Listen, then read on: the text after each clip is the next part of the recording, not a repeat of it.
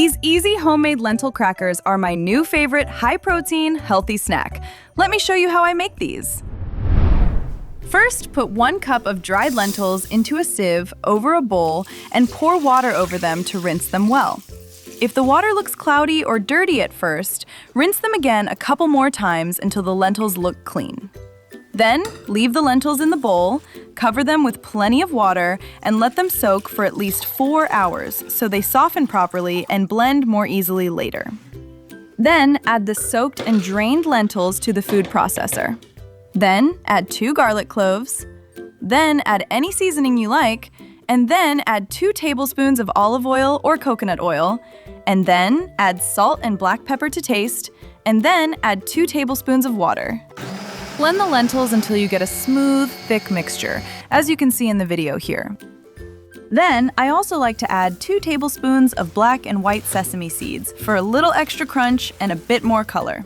Use a spatula to stir everything together. You do not want to keep blending at this point, or the sesame seeds will break up too much.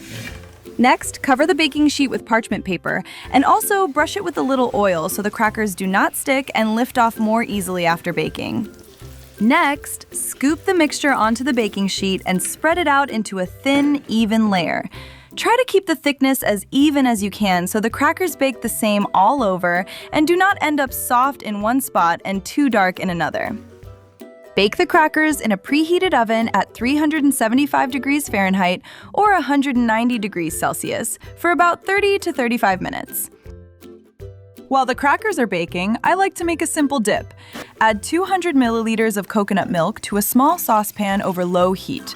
Then add 1 tablespoon of olive oil, 1 tablespoon of lemon juice, and salt, black pepper, and dried garlic to taste. Then add 1 teaspoon of starch mixed with 1 tablespoon of water and stir it in well.